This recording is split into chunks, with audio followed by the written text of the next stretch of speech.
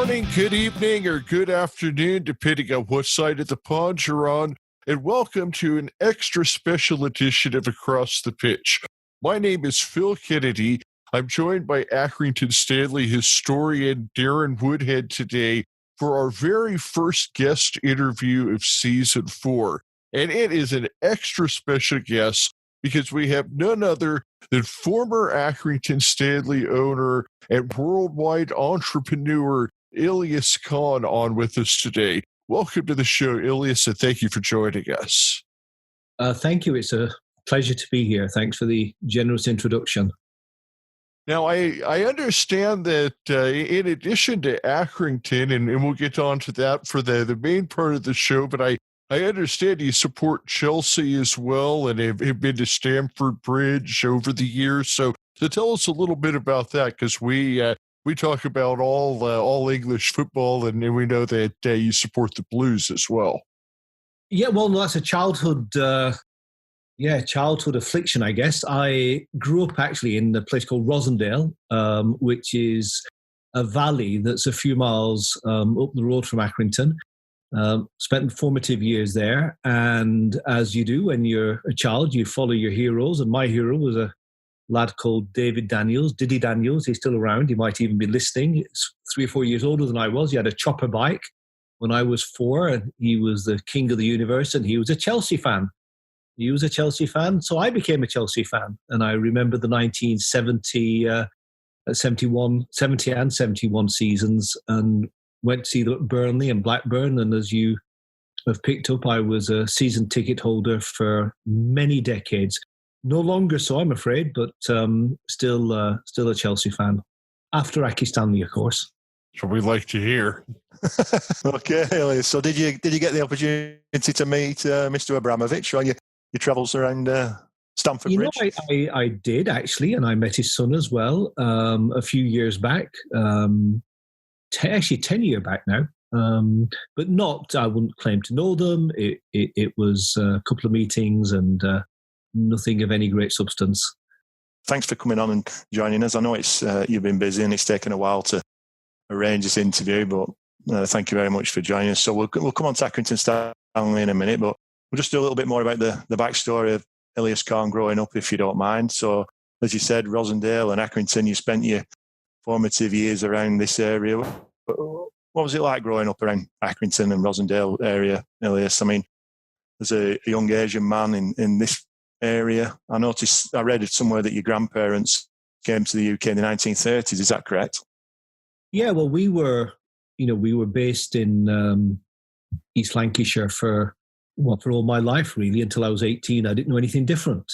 And Rosendale, or Haslingden, and Crosier Booth were the two towns, for any of your listeners that are familiar with that part of the world, where I actually grew up. I used to go to air training cadets just up the road on Burnley Road, actually, on the way from Rawtenstall to Crosier Booth. And I didn't get to Accrington until what we in the UK call the third year of school. Darren, you'll know what that means. Yeah. I don't know what they call it these days. They've changed all the years, haven't they? I get lost with it, but I know we are. Yeah.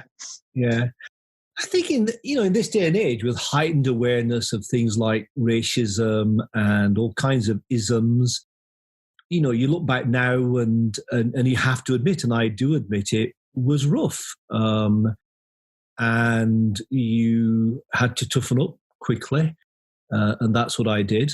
And I look back on my years growing up. Sometimes I wonder what my children would make of it, but I have to say I've never, ever left Accrington and Rosendale. My heart is still there, and it's easy to focus on the negatives. And yes, it were rough, and I got into more fights than I care to remember, and was called lots of names and treated badly. But that's not that's not the defining feature of Accrington. Whenever I go back, I drive up on the M6 and the M65 and come over the tops, and there's a warmth that hits you. And for me, my friends, my formative years, my school, these are things that I cherish. And it would be, it would be incorrect for me to try and suggest otherwise. Yes, it were rough, definitely. carrying 3 or 4 jobs at one time. Darren, as you do when you're growing up, we were dirt poor, both up in a 2 up, 2 down. I've known what proper hunger's like, and expect outdoor loos, no TV until, certainly full of TV until I was 15 or 16, I think. So in that respect, it was a mixed bag, but my heart never left Accrington and Rosendale, and I'm a Lancashire boy, and I always will be, no matter where I've gone. That's excellent. So we'll come on to becoming Accrington's saviour in a little while. But so when you did leave Accrington, you did travel around the world. Is that correct? You've been to some different places. Yeah, I read Hong Kong. Yes, I left to go to university. I were at the grammar school. I went to Haslingden Grammar School, and then when we moved to Aki, I went to Aki Grammar School, which then became Moorhead, and it's called the Academy now, I think. And I left Lancashire, left home, as it were, at the age of 18. I just turned 18, went to university, and managed to build a career that took me to Korea. I lived in South Korea in the mid-80s, and then I lived in Hong Kong, spent 20 years in Hong Kong, in fact. The latter part of the time that I was in Hong Kong, Darren, I started to split my time between being in Hong Kong and being in England. And I've had 2 startups in my career. I started a business called Tech Pacific, which at one point when it was listed was $1 billion company. And funny enough, I'd actually more or less retired when I came back in 2008. I was 46 years old, and I felt I needed to do something else. And I took on the chairmanship of something called Leonard Cheshire Disability, which is the world's largest disability organization. Well, it's got a presence in over 50 countries. That obviously allowed me to travel some more. And part of that overlapped actually with the experience at Accrington Stanley. And then more recently, in the last few years, I became chairman of the Stephen Hawking Foundation at Cambridge. I'm a fellow at St Edmund's College in Cambridge, and a combination of those things led me to found Cambridge Quantum Computing, which I did in 2014, and that's a whole different podcast, I guess. And that's my life. That's what I do for a living since 2014. That has been my absolute preoccupation. And at some point, if you or others are interested in quantum computing, I will inform, if I can, what that's about. But essentially, if you think back over the span of human history, the first industrial revolution changed lives at the end of the 18th and the early 19th century. Quantum computing ushers in what I think will be the most marked influence on humankind in our history since, I guess, we became Homo sapien. And it's incredibly important. And a British company, a company I founded called Cambridge Quantum, is right at the forefront of that. And it's quite an interesting company. So that's the potted history. But for the last 14 years, so I've lived in England. So that's some incredible stuff, and we definitely want to talk about that with you a bit later at the end of the show. But with the amazing CV that you have, the part that our listeners here on Across the Pitch want to know the most about is your time with Accrington Stanley. So I guess where I want to start with, how did you first get involved with Accrington Stanley? I'm sure that's quite a story in itself. Well, you can't be from Accrington and not be involved in the Stanley, right? Of course not. But I think I know where you're coming from. Around about the early 90s, when I started to have a little bit of disposable income, I started supporting Aki Stanley financially. Donations. I wasn't involved formally. And around about 95, 96, I made quite a few significant donations. Those of you with very long memories will remember the first set of floodlights that got sent up to the Crown Ground, and I paid for those, and quite a lot of other things as well.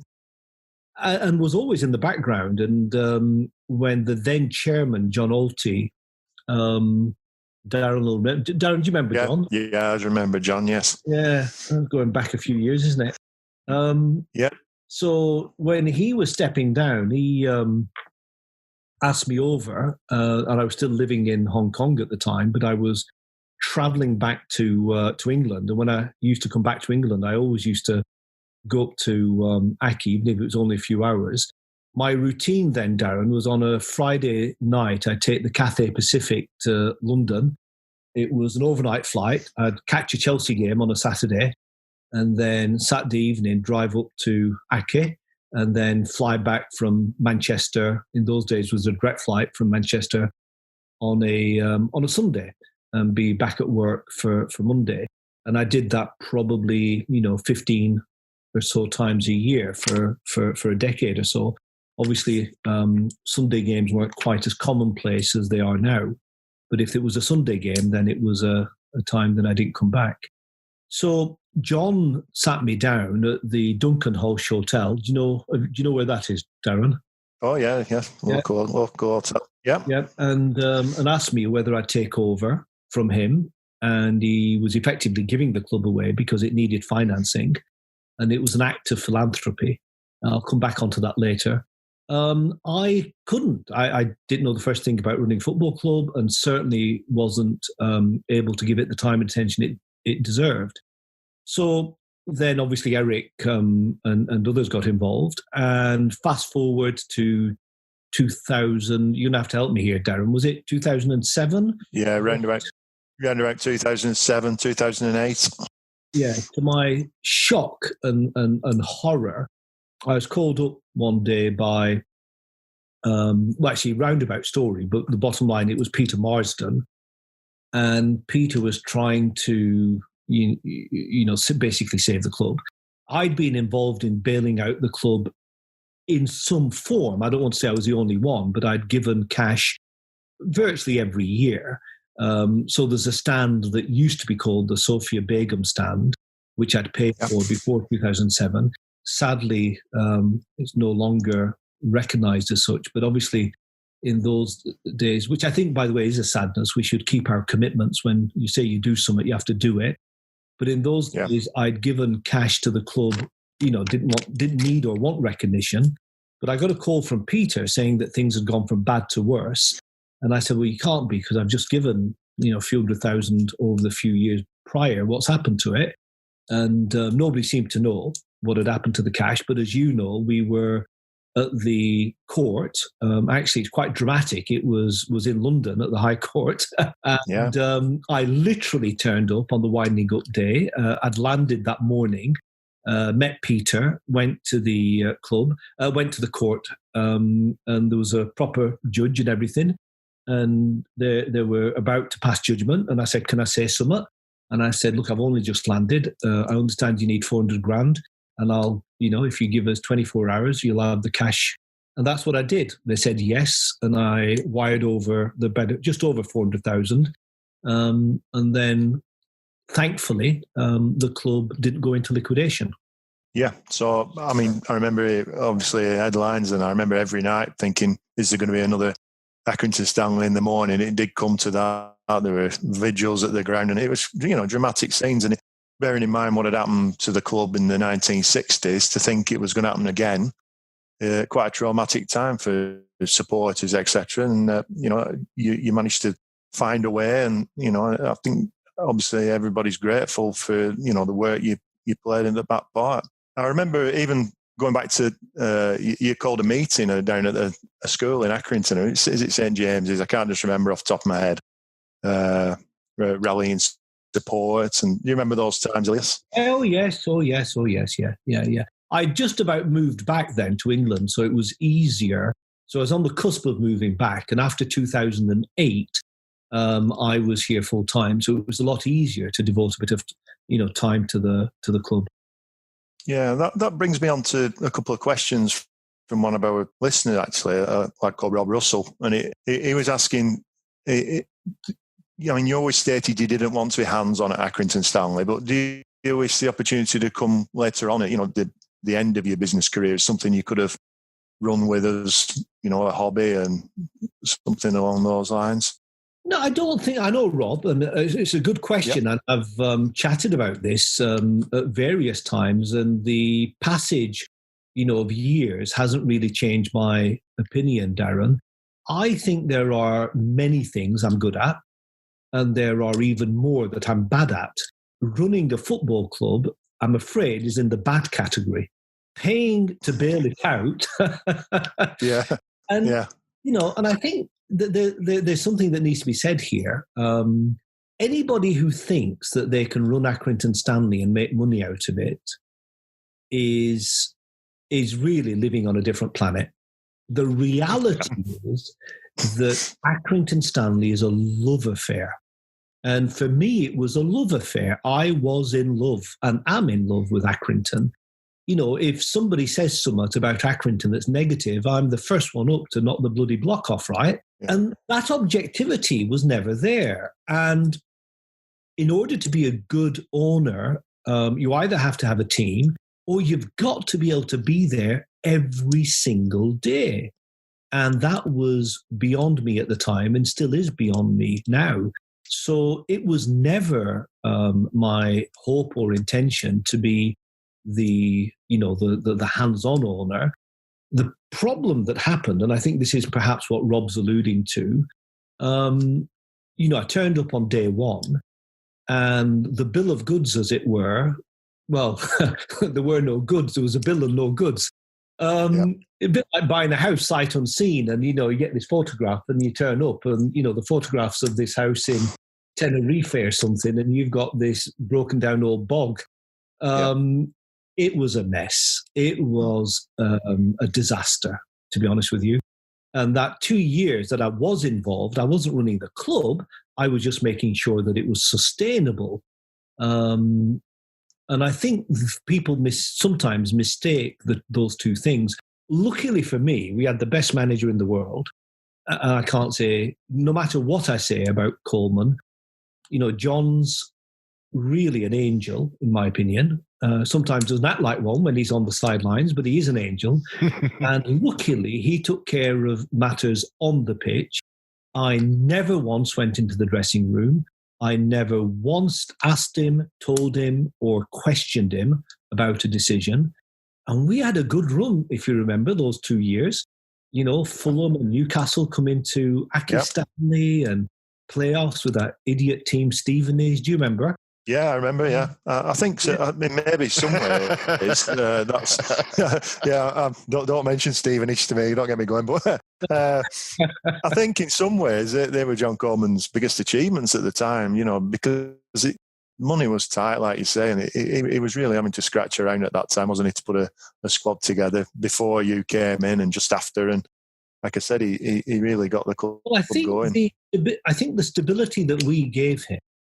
Prior to my coming along, he was fighting fires every day, right? Or twice a day or 3 times a day. I think that 3 years perhaps of stability, you're right, he was at his best. We went from, perennially, scratching around to not go down again, to competing at the other end of the table. And obviously things have moved on and we've now got promotion, which is fantastic. But I do think, going back to Rob's question, that I was then and am singularly unsuited to the actual job of running a club, which is very different from the saving it and or putting its house in order once you got in charge of the keys. Yeah, it's definitely not for everybody, that game, is it? And I do watch on from time to time, not just at Stanley, at other clubs, and I think a lot of people do bite off more than they can chew, and thankfully that hasn't happened at Accrington recently. But you do see some clubs, and they just change hands every other week. They seem to be, don't they? Yes, no, that's right. Yeah, I mean, I think when you hear that slogan, "the club that wouldn't die," it's just stories like this really just illuminate, that wasn't just one time in 1962, that it was an ongoing thing for 50 years. And like you said, I mean, Accrington Stanley is never going to be Manchester United and be a $1 billion club. It's got to be something that takes everybody in the town's commitment to making what it is, and that's what's special about it. Yes, no, I think that's right. I'd go along with everything you've said. Well, we've talked a lot about some serious stuff, but we do have those fun questions that Darren mentioned at the beginning of the show, and this is just some music, TV, food, and drink. No right or wrong answers, but the very first question that Tony Robinson, who's one of our other co-hosts, came up with was if you prefer mushy peas or garden peas.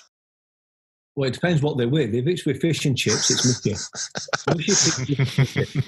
Well, if it's in Accrington, I'm assuming it's always with fish and chips. Oh, I don't know. Not the toughest question you've ever been asked, that, Ilyas, is it? No. I didn't have to think about that one. All right. Well, from the music side of things, do you prefer the Beatles or the Rolling Stones? Oh, that's a hard one. As I've gotten older, I think I've become more of a Stones fan. But younger, I think the Beatles are easier to listen to. And probably Stones right now. All right. Well, I think that's a tough one for me, too, because, I mean, the Beatles were just so great for a short period of time, but the Stones are just they're still touring today and putting out an album every few years. So yet, like you said, it's hard to argue either way. Yeah. No, there's no right or wrong, but yeah, I think latterly, certainly as I've got into my 50s, I think of those two choices, the Stones. Well, what about Oasis or Blur? Don't even know. I don't know, but I've knowingly listened to Blur. You haven't missed much. If you've ever been to a hockey game, you've probably heard it. Okay, well, not knowingly. On that basis, on the basis of ignorance, it would have to by default be Oasis, but neither really. I'm more of a classical music fan, to be honest with you. Oasis on the basis that I don't know what Blur or who Blur are. Well, Blur is out of London, so I mean, you probably got to go with the Manchester band, I guess. Okay, yeah. Well, you said you're a classical music fan, so who's your favorite artist on your playlist? Who's your go-to? Well, that. Composer-wise, which I guess is the easier place to start, I'm a big fan of Sibelius, and there's very few days that I don't listen to Sibelius.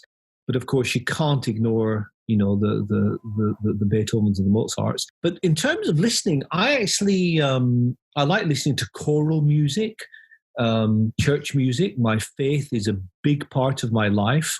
And so my go-to playlist probably contains a bit of Sibelius and some, my favorite instrument is a violin. So there's some fantastic violin concertos by a whole host of people. So it would be a mix, but yes, those would be the things that I would, that would probably pop up more and more. Great stuff. Well, let's ask a little bit about your television tastes. I don't know if you've had a chance to see either one of these on Netflix yet or not, but if you have, did you prefer The Last Dance with Michael Jordan or Sunderland Till I Die? I haven't seen the last one. So I do watch Netflix. I'm like all of us, a convert to that Netflix and Amazon Prime and all these things. Look, the Michael Jordan documentary was compelling. It, for various reasons, I like the way it was made. I've been involved in producing a few films. When I say producing, I mean being executive producer and therefore investing in rather than the creative side. And I have some appreciation for what goes into this. And I thought that's a documentary that, 50 years from now, people will be talking about. Yeah, absolutely. And my understanding is that they had actually had it for about 10 years and then he finally agreed to have it released. Yeah, well, the footage is a lot of the footage is generic and it was cleverly edited. Some of the footage isn't. There's a similar one, a documentary about Muhammad Ali and a similar story. But this was the music, the dramatization. There's a whole generation of people who do not know who Michael Jordan was. And that athleticism, that desire, that hunger, that success, I'm not sure there's any one person in sport today who even comes close to that domination in his sport. You could say Hamilton, right? And of course, that's man and machine. I don't know there's a single sportsman that has dominated his sport in the way that he did. Perhaps never will. Especially because basketball specifically, you only have 5 players on the court at the same time, and then the same guy can handle the ball and shoot every time. I don't think that there's any one game where one player can dominate. I mean, in football or in hockey or baseball, you need a complete team, where within basketball, if you have that one great player, he can kind of beat everybody. Yeah, well, I think one quick thing here, it's a brutal sport. And I think that the very large majority of Brits have no idea how talented you have to be even to get onto the pitch. Oh, absolutely. Or on the court, I should say. So, no, I'm with you. And so on that particular question, yeah, Michael Jordan, Last Dance. All right. Well, these are not shows that I've ever watched, but I apparently understand they're popular in England. Do you enjoy Coronation Street or EastEnders? Of course, Corey. Of course, Corey. Okay, you should sack whoever asked that question. well, that's Tony's question, and he invented this whole rapid fire, and it's become our most popular segment. But the very last question that we have is actually my question. Here in Phoenix, Arizona, we put hot jalapeno peppers on our pizza. Is that something you've tried or would like to try? Neither tried nor inclined to try. No, but there's something slightly more obnoxious, which I have tried, and actually I didn't mind, was Darren will know this. Darren, there's a chippy pizza shop that Big Mahmood has on Blackburn Road, near the town hall. Yeah. I can't remember its name now. Well, we shouldn't advertise.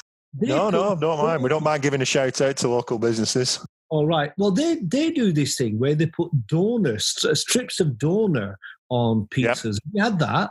Yeah, I've had it. That's actually not it's bad. Nice. No, it sounds strange, but it does work.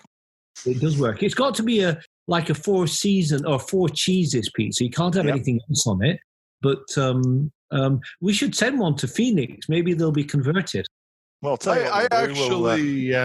years ago, I worked in a pizza shop, and I know that you can make a donut out of pizza dough. So I guess that makes sense. No, you're on the wrong track, Phil. It's doner, as in doner kebab, as in the doner meat. Okay. Okay. So what I'll do? You said a donut. No. we'll get a picture and put it on our Facebook page. So we'll give the shop a little shout out. Well, that does it for the rapid fire. And Darren, I know you had some more footy questions, so let's go back to that. Yeah, okay. So just moving back to Accrington, and when it came to move on from Accrington Stanley, Ilyas, I know you're still attached emotionally and etc. But when you did give up the reins to Andy, how did that feel? Did you feel as though he was the right man to take the club forward? Did you get a good feeling about it? Well, there was a hiatus between my sort of giving up the reins and Andy coming on board, because Peter Marsden had effectively, become the knight in shining armour. And, he lives down, I don't know if you know, but he lives down London way. Yeah, and I know Peter. Week in, week out, home or away, he carried that burden for a while. And I think, it aged him for sure. But Andy, I think, then was an introduction to me from Peter. And I met Andy once prior to his taking over. It was in his office, I think in Huncourt or near Burnley, and I can't remember where now. And look, it was a very civil conversation. I've met him since, once or twice, at an away match, I think once, and at the Stanley once. But my view was that the last thing Andy wants is to get any, well, he's never asked me for any advice, but the last thing he would ever want is for somebody from the past telling him how not to do it. And I shook hands, and the only concern I had was whether somebody was committed enough and had the deeper pockets to be able to do this, because my fear for the Stanley is if somebody comes and thinks they can make money from it. And the biggest challenge, as you know, and I said this to Andy, is when I say we, the club, we must realise that if we build a strategy around getting 5,000 bums on seats for every home game, that is a challenge in itself. Forget every other ambition. That little ambition in itself, and 5,000 bums on seats is now, right? But for Aki, even that is the biggest challenge you can imagine. So as long as you recognise, as long as whoever is doing this recognises it, when you look in the mirror and you don't kid yourself, and that this is an act of philanthropy, and it's a commitment to the town and the people, then you can't go wrong. Yeah, and I think what he has identified is 5,000 people may not be Accrington supporters, never in League One. He's put on fan zones to attract away supporters, and their money's as good as anybody's, I suppose, isn't it? And if you can build a business model around that, that helps. Oh yeah. No, I think that was then, and this is now. I mean, I'm talking about a conversation. Oh, definitely, yeah. No, I think that he deserves nothing. I mean, not just he, but the whole club infrastructure, particularly in the current circumstance, with no fans allowed, and it is the most challenging environment ever. So my complete unadulterated support is for the team there.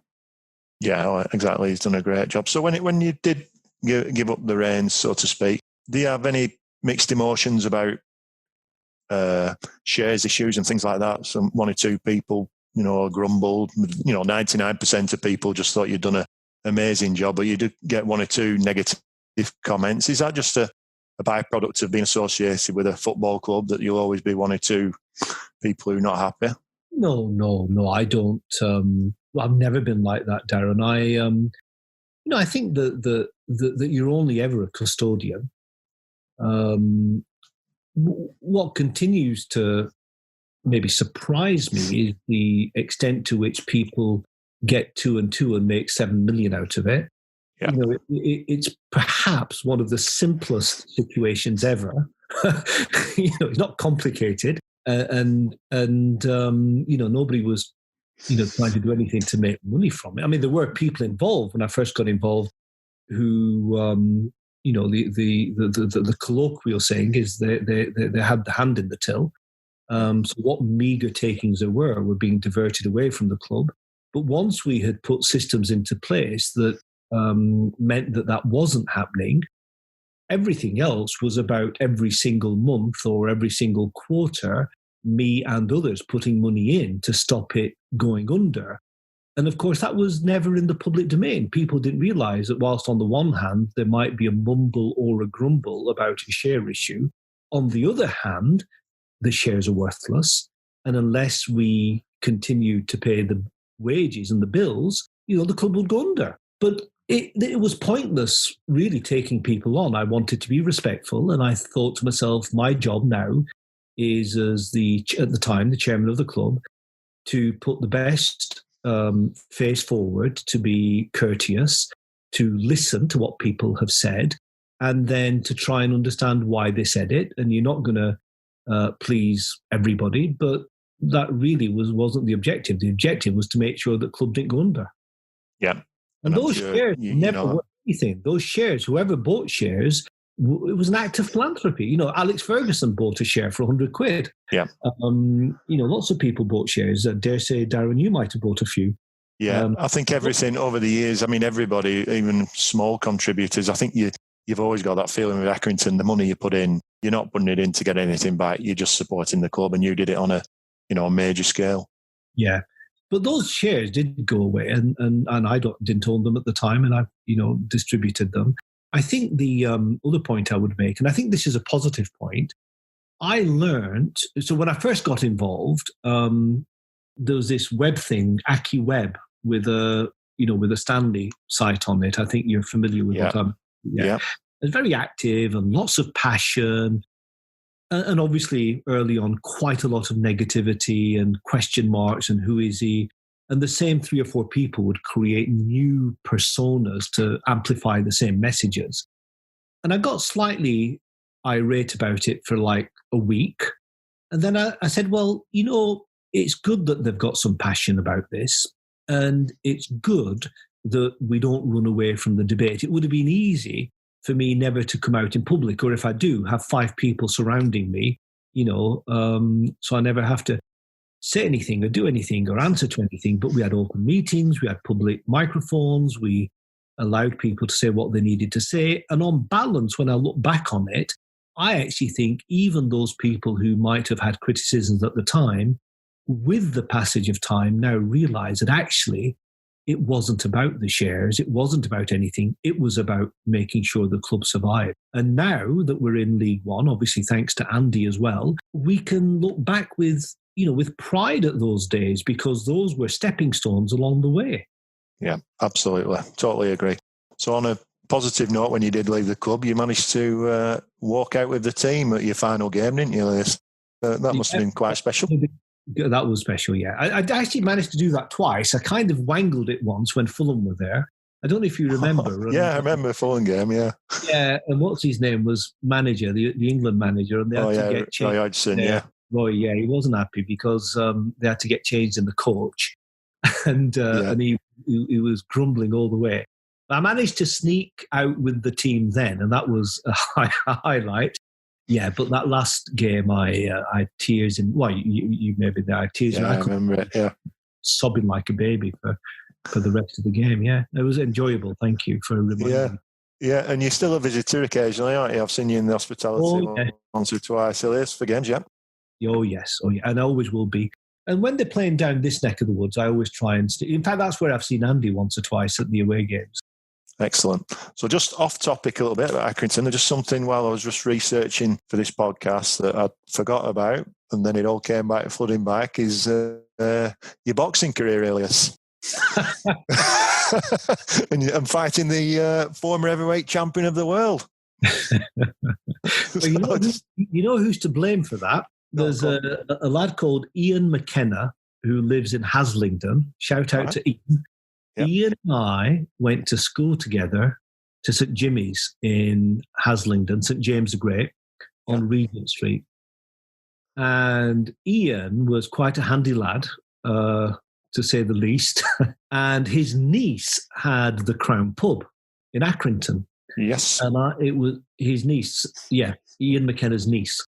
And it was an accident of fate that I managed to get talked into being trained by Ian. Well, when I say trained, I mean it was hardly trained. And then, what was his name? Tim Witherspoon? Tim Witherspoon, yeah.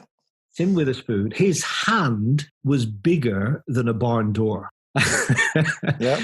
It was a fantastic night, and he was very gentle, and it was a lot of fun. And I think we raised, I'm not quite sure, I think we raised 20 grand for the club, or maybe 25 grand. Yeah, and you came out in a Accrington Stanley shirt. Well, the footage is still on YouTube for anybody who wants to go and have a look. No. Yeah, if you want to see that, Phil, we've got Ilyas fighting I will have former heavyweight champion. Yeah. Yeah, it's good fun. I think, put up a good show, Ilyas. Darren, we should be accurate. I think fight may not exactly be the right word. No. Yeah, he was playing with you a little bit, wasn't he? But he seemed like he was a good sport. No, he was good. Before we went out, he said, "Look, you can hit me as hard as you want. You won't. First of all, if I don't want you to, you won't get to me. Secondly, you won't hurt me. And you go for it." And in the first round, I was scared. I thought if I hit him, But then in the second round, I actually did try and hit him. I didn't get close to him. I didn't, he's a big standing rock of a giant, and you'd have thought anyone could have hit him. His arms and his reach, there was no way I was going to lay a glove on him, no matter what I did. Excellent. Well, let's go back to football here for one more question, and then I did want to get back to what you had talked about at the very beginning of the show with us, with your new ventures. But before we get on to that, we did hear that at one time there was some speculation about you getting involved with the Blackburn Rovers. Was there any truth behind that? Well, yes and no. There was an interest on the part of quite a few Blackburn supporters to see if I might be interested in being a part, but not the whole, of a syndicate to acquire the club from its then owners. So that part is true, and there were some conversations. But unfortunately, what people forget is that in order for you to buy something, there has to be a seller. And the owners of Blackburn Rovers were not interested in selling. They made it very clear. And so this conversation was probably worth about 3 weeks of back page columns at the newspaper, but there was never any credibility to it for the simple reason that the owners, who I think are still the owners, were not interested in selling. And that really was the end of it. But yes, I was approached. And yes, I did have some meetings with some people, but no, there was never any deal even discussed. Like you said, you got to have a willing seller. Well, let's talk about what might be the most interesting thing that you said at the very beginning is about the quantum computing that you've gotten into. And you said that it's kind of one of those world-changing things like the printing press, or I guess even the internet in a way. But tell us about that, because that's something I definitely want to hear about. Well, no, I need to make it clear. The printing press, of course, did have an impact on humanity, just as the internet did. A quantum computer and the impact of quantum computing is far, far greater than anything that's ever happened to mankind either in concatenation, i.e. put together. So if you think of the Industrial Revolution and the spinning jenny and everything that arose after that with the steam engine and the ability of human beings to lift and manipulate things that were bigger than they were and heavier than they were, that led eventually to electrification and the motor car and the combustion engine and the computer age. These are things that we look at and we realize that they have an impact for good or for bad. Quantum computing is computing the way that nature computes. And this is an industry which, sorry, I should say, this is very easy to research on the internet. There's no reason for people to sit there in some degree of mystery about this. The wonder of the internet is that we can all become experts if we wish to. But a quantum computer basically changes the nature of computational capability. And we, human beings, the world, will be able to do things that have simply been intractable. So whether it's drug discovery, drug delivery, carbon sequestration, battery lives, or the biggest thing of all, machines that are meaning aware. So at the moment, there's no such thing as language processing. What we think is language processing is this very clumsy word recognition. So when you speak to Alexa and you say, "What time is it, Alexa?" or "Play me a song by the Beatles, Alexa," all that happens is that 58,000 server farms consume electricity that can keep Reykjavik going for a week, and it spits out an answer that says 7:38 a.m. These are just recognitions through a stochastic mechanism, which is effectively lots and lots of dictionaries.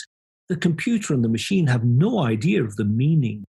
So a quantum computer allows us to anticipate for the first time a machine that's meaning aware in language.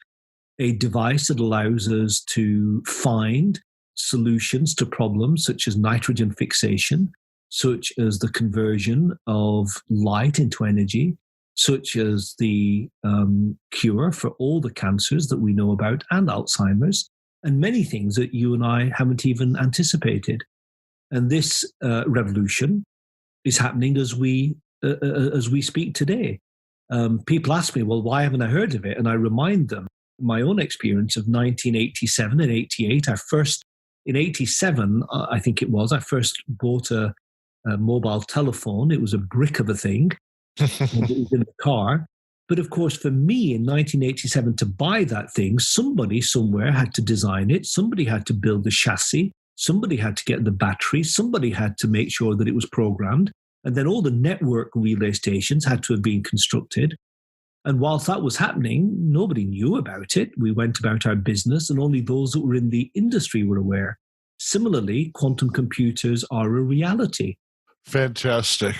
Well, it's been an incredible honor to have you on the show today. And it's for me, one of the reasons that I wanted to start this podcast was to kind of learn the entire story of the club that wouldn't die. And I want to thank you for everything that you did to, like you said, make sure that you were laying the foundation for everything that we are today with Accrington Stanley and in League One, and you know how it is just an act of love that every one of us does everything that we can to make sure that this team survives, and this show and hopefully telling the history of that can continue to be a small part of it. And it's just been an honor to have you on the show with us today.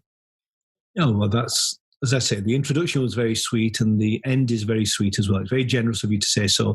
All I'll say in closing is that, there was an interview I gave at the time to BBC Radio 5 Live. I think it was Robert Livesey, or maybe not Robert, but Livesey, I think he's called, Tony Livesey. And I said to him that the fact that I can go out on a match day and watch a game and have my friends and my family around me and my town, being represented on that pitch, there's really nothing that you can ever articulate that comes close to being the reward, if you like, for doing the things we do. And I think that I would never trade that. I really wouldn't. And so I'm very grateful for the opportunity, to come and really for the first time since I left the club, give my thoughts on it. So I'm grateful to the people of Accrington more than anything else.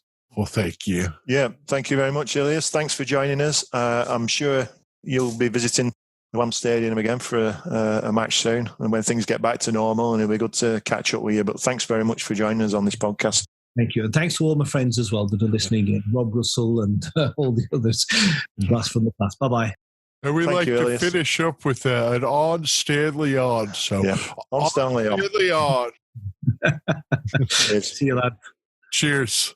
Bye.